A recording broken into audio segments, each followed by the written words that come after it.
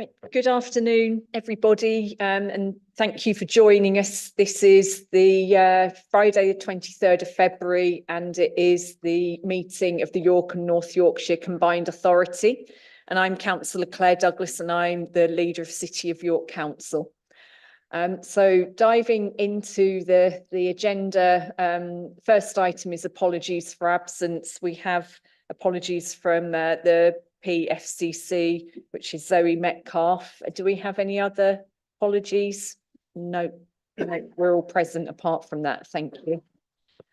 Second item is the minutes of the meeting held on the 22nd of January 2024. Can we improve those as a fair reflection of the meeting? Yeah, happy to yes, that. Thank you. Yeah, seconded and approved. Yeah, thank you, everybody. So those approved. Yeah, thank you. Item number 3 is declarations of interest. Does anybody have any declarations of interest to make? No declarations of, one moment, Helen. So we have Helen Simpson who would like to make a declaration of interest, and you'll need to turn on your mic because otherwise people online won't be able to hear you. Thank you. Sorry about that, Chair. Yes, Helen Simpson, I declare an interest around the Brownfield paper, so I'll step out for that item. Thank you. Thank you. Item number 4 is public participation, and I understand we have one person registered for that, and that's Councillor Anne Seeks, who would like to... Oh, sorry, I thought it was a Councillor Anne Seeks who would like to ask a question. Please come to the table. Thank you.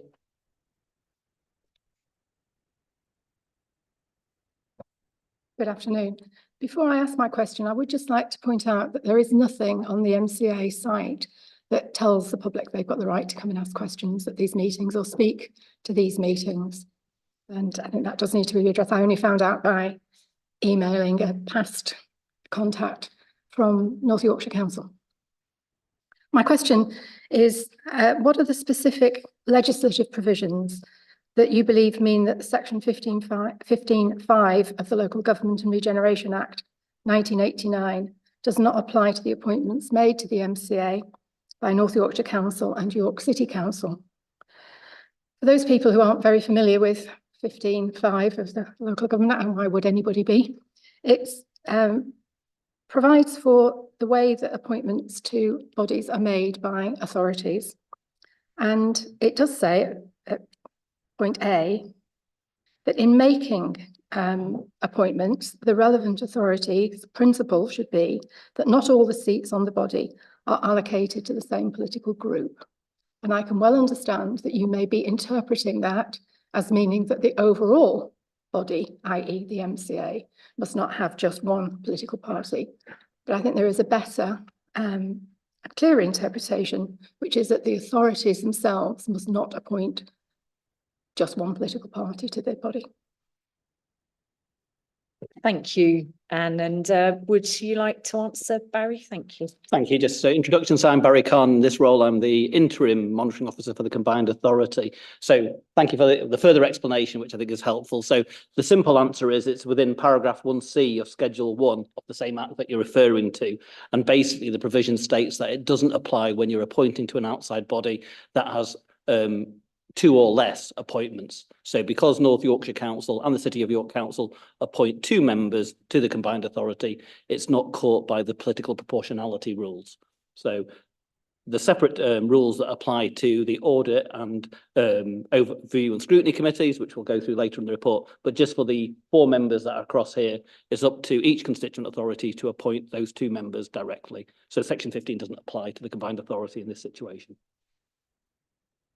Thank you. And can somebody also explain to Anne the procedure around public participation and provision we've made at this point in time? Thank you.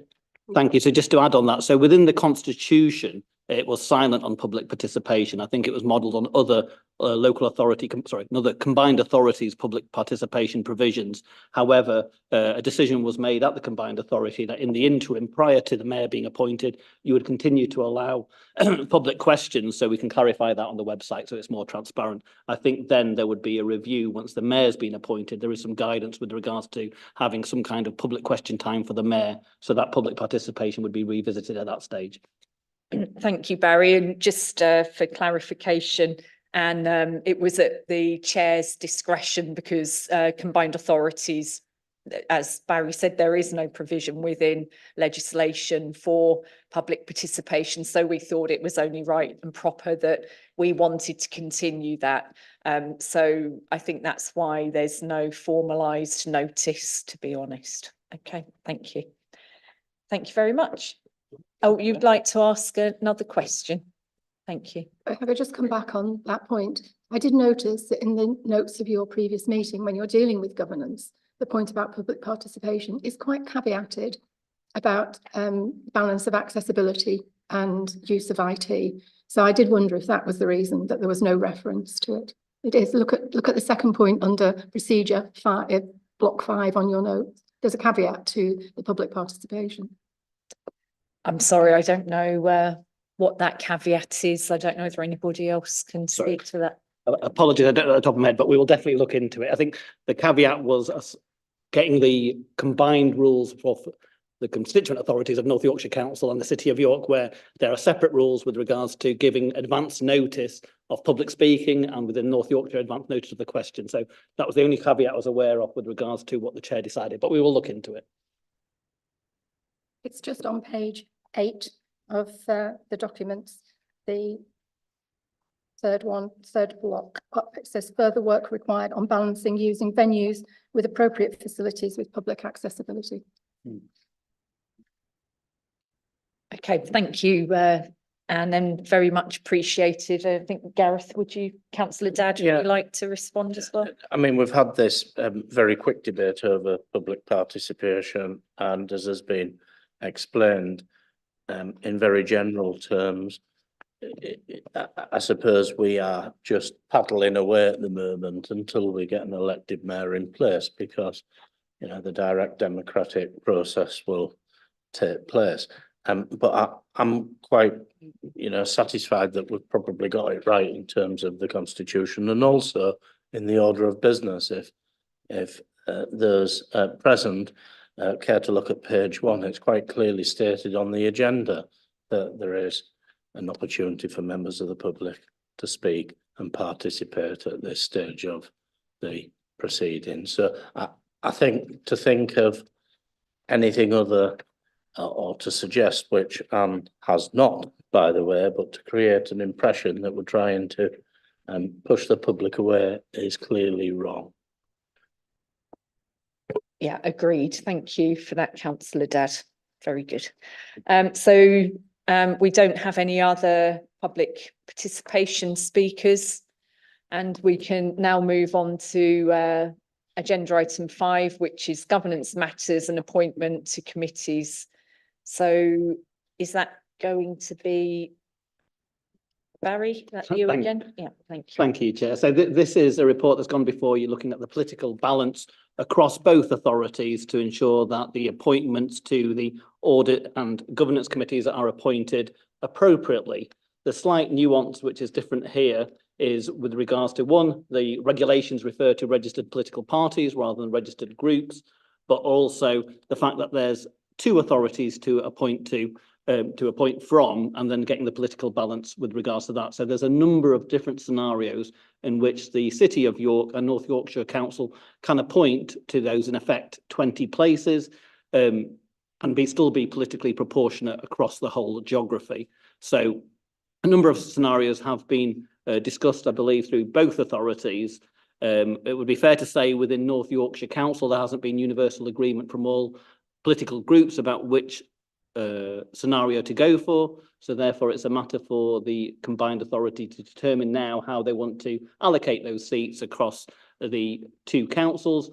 The number of seats per political group doesn't change, or political parties, but it does potentially change with regards to each constituent authority. So after speaking to the leaders with regard to it, there is a proposal which talks about, for North Yorkshire Council, having 6 Conservative appointments, and then 1 each from the opposition groups, and then from the City of York, and apologies, I don't have the numbers in front of me. I don't know if someone can help me with regards to 4 from, sorry, Bryn, do you want to just say? So it would be 4 Labour councillors, 4 Liberal Democrat councillors, 1 Conservative councillor, and one non-affiliated councillor.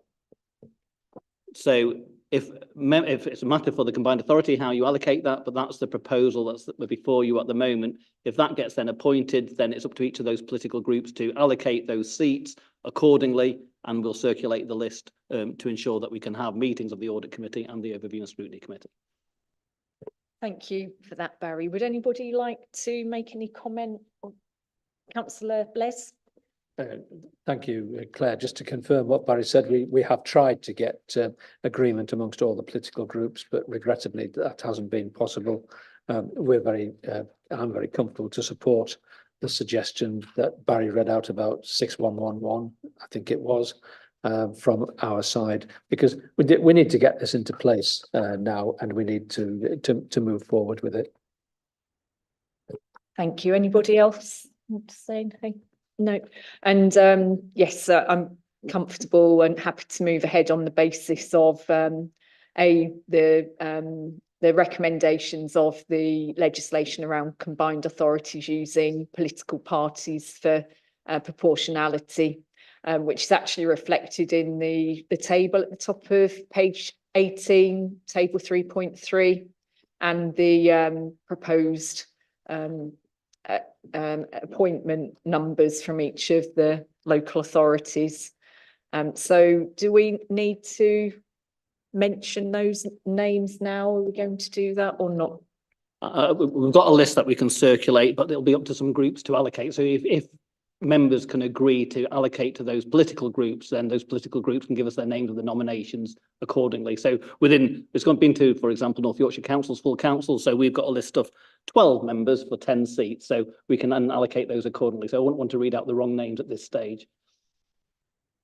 Thank you. Okay. So in that case, then the recommendations that include the one that Barry has outlined are on page 20 under paragraph 11. And they are that the combined authority appoints members to the overview and scrutiny committee and the audit and governance committee in accordance with the membership of those committees, that the combined authority appoints members to the skills and employability working group and notes the final list of members of the working group, and that the combined authority confirms the date of the next combined authority meeting as 18th March, audit and governance to take place on the 12th of March and overview and scrutiny taking place on the 13th of March. And just to add in there that the allocations of proportionality is decided upon the political groups according to the allocations outlined from both local authorities that you gave us earlier. Can I see those in favour of that? That's everybody in favour. Thank you. Right, our next item is item number 6, and that's second call for the Brownfield housing funds. And so we have people leaving the room. Helen Simpson and Paul Clark have left the room. Oh no, Helen Simpson has left the room and Paul has come back. And Andrew, you're going to introduce this paper to us. Thank you. Yeah, thank you, Chair. So this follows the previous report that went to the Joint Committee in December, which allocated just over £9 million of funding to the first round of Brownfield funding, and there was a remaining approximately £3 million left to reallocate. So it's proposed to go out for a further call funds for projects. I think from the first round, there's just a couple of changes that we've reassessed as part of the criteria. One particularly being about the eligible applicants. So we're looking at this round being restricted to registered providers, the City of York Council and North Yorkshire Councils only. This is primarily due to the timescales, but also due to the fact that we want this round to be about affordable housing primarily, and a focus on that. And also the deadline for round 2 projects reflects the extension of time that we've been given by DLUC to run until 31st of March 2026. So these projects will have slightly longer to deliver than the first round projects. As I say, the priorities remain generally the same, apart from the fact that we've put more emphasis on schemes that can deliver 100% affordability, affordable homes, sorry, and and that we have things like planning consents and site ownership in place when we receive the applications, because that does cause us some delay if they're still outstanding and delivery becomes an issue. Section 5.4 just sets out the indicative timetable. So if the approval to go ahead is agreed today, we're looking to launch the call on Monday, with submissions of the full business cases or applications coming back to us at the end of April. We'll be going through then the normal appraisal process, and then we'll present back to this committee, combined authority, in July for agreement to what that round 2 approvals are. Thank you. Thank you, Andrew. Would anybody like to ask Andrew any questions or make comment? Councillor Les? Yeah, certainly not to ask a question, but just to make a comment. I mean, it would be good if we had longer, but we are where we are. But I think it's absolutely right that we're focusing on affordable houses. It's a problem for my authority. I'm sure it's a problem for your authority, Claire. So I think it's the right thing to do. So I'll welcome this. Yes, thank you, Councillor Les. I couldn't agree more. Affordability of housing and availability of it in York is a significant problem, and it's actually one of our highest priorities for our administration to increase the levels available to people living in York. And also I'm really glad to see that it's our registered providers and housing associations that will be encouraged and invited to apply. And I just wondered if I could mention the York and North Yorkshire Housing Partnership and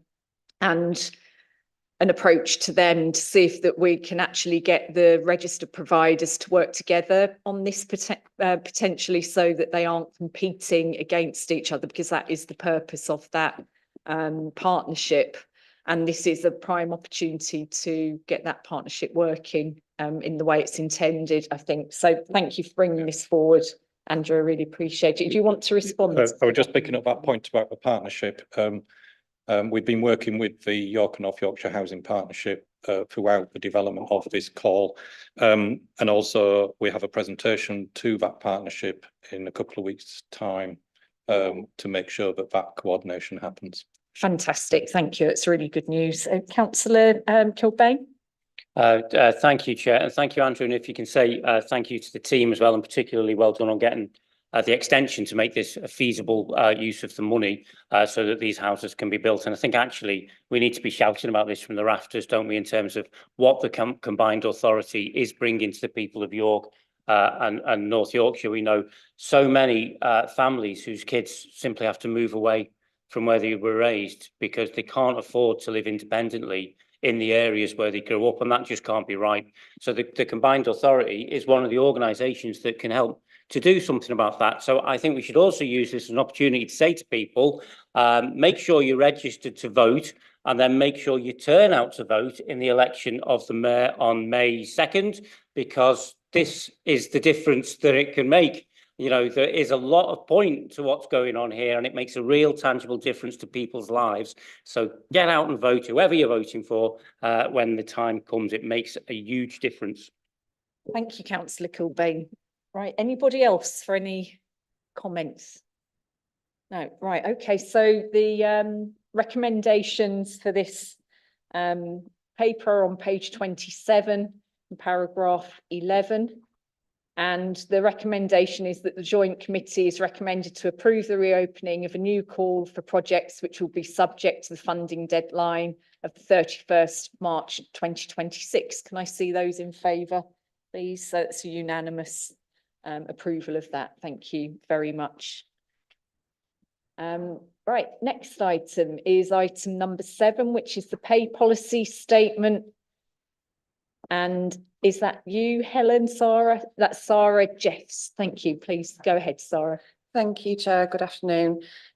So this is the pay policy statement, agenda item 7, and the report itself is at appendix 1 of that.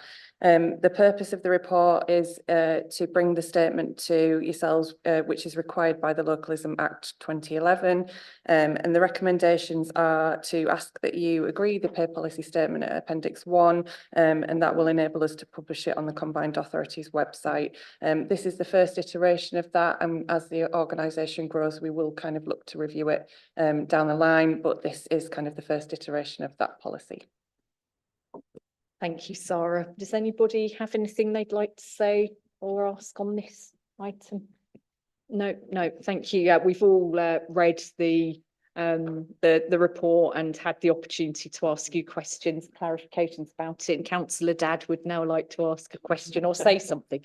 Sorry, it is a genuine question. How do the salary levels? I know we got TBC against a couple of them, but compared to similar sized MCAs?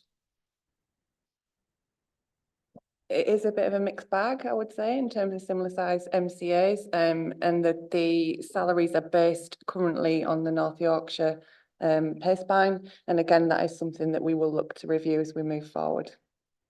Fair enough, and apologies. I should have perhaps pre-warned you about that. It wasn't a trick question. Thank you.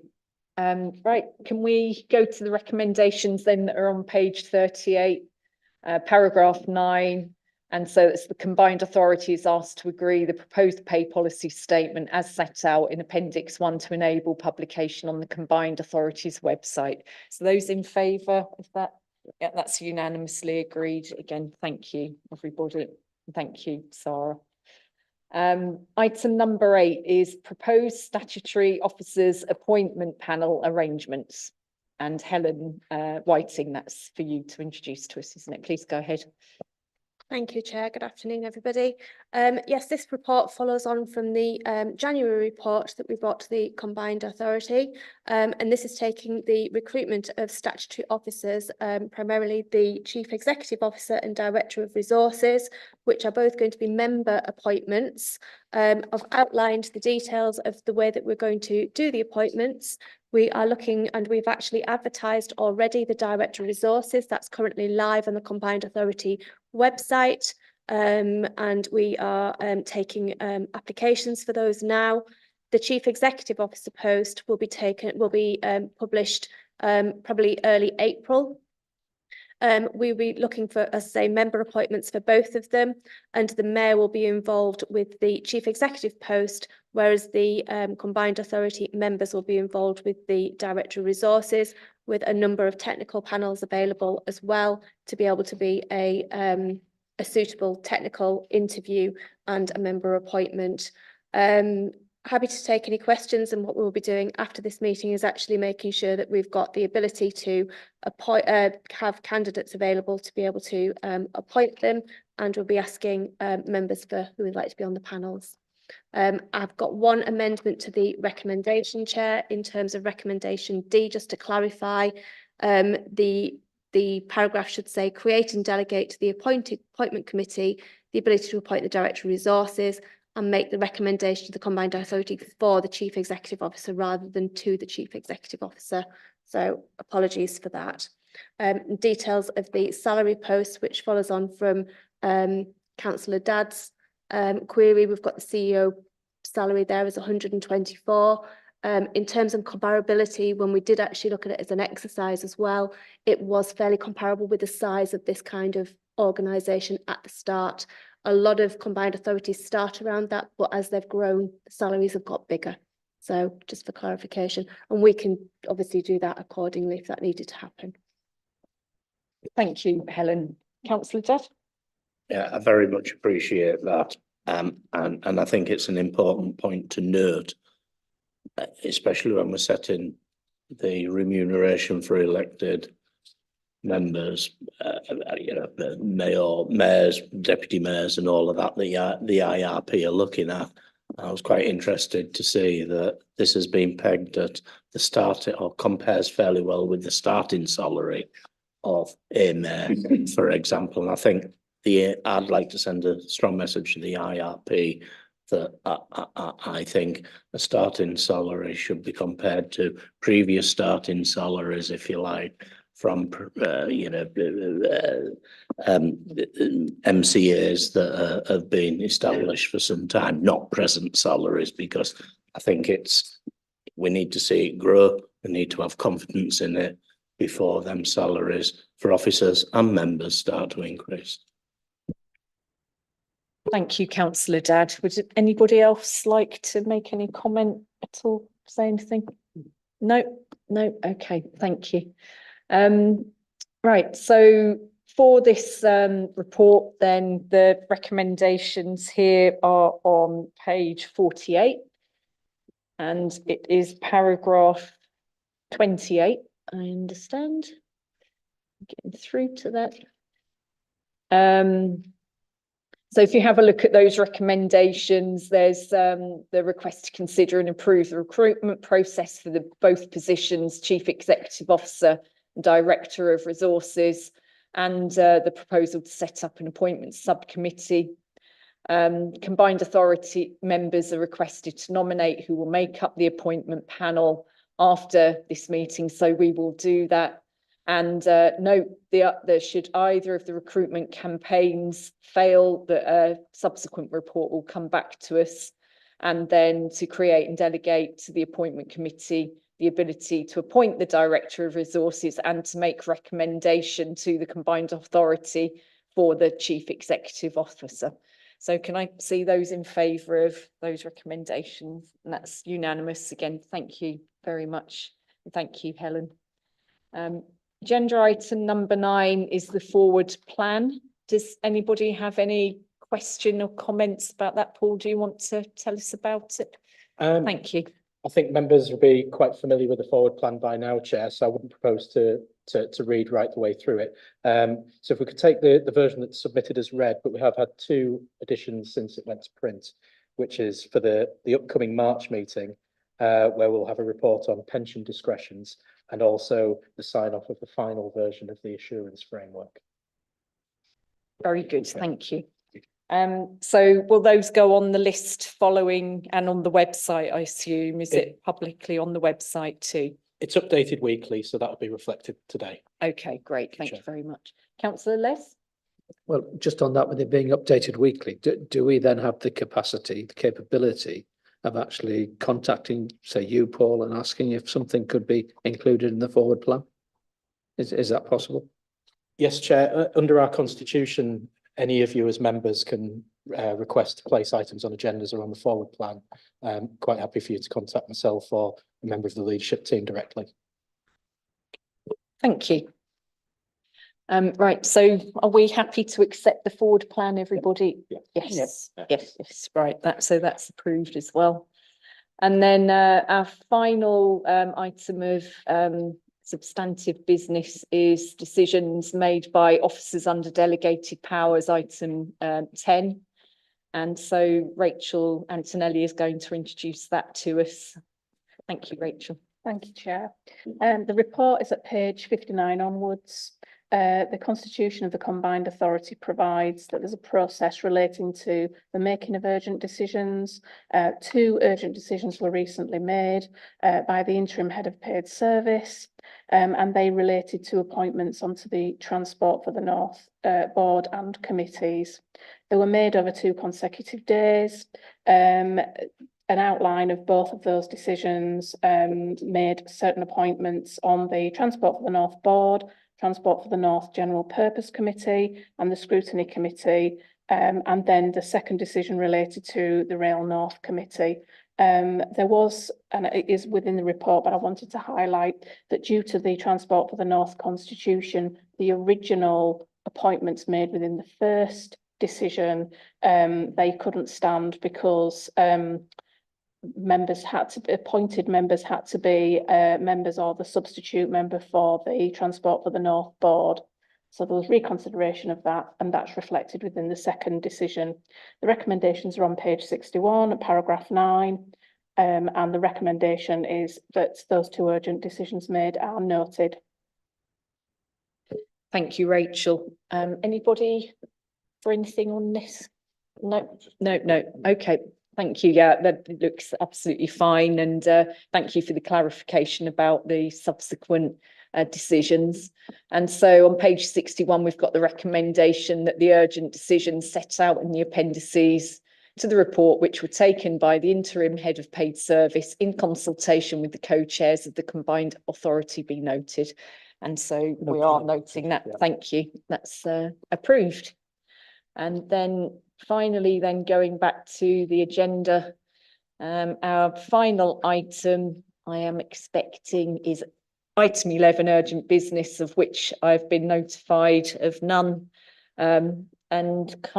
Councillor Les would like to speak just before. Oh, perhaps there is. Goodness gracious, please go ahead. No, it's certainly not an item of urgent business. I think it's just, we need to say at sort of 30 minutes past 3 that I'm all for short meetings, but our combined authority meetings going forward will not always be as short as this.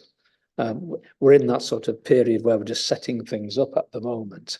And all right, we've had a very serious thing about this second call for brownfield sites, and we've already done net zero and the first call for brownfield sites. But as we start to develop more and more, we will get more and more projects to actually discuss and debate and decide upon.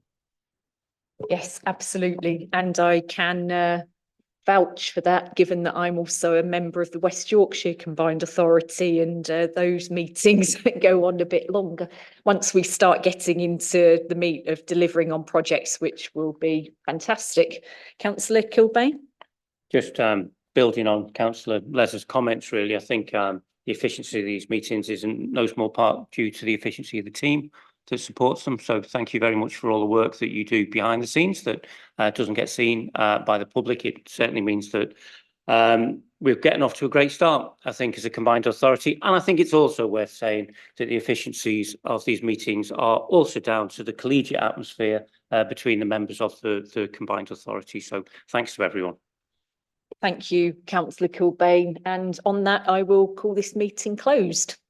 Thank you.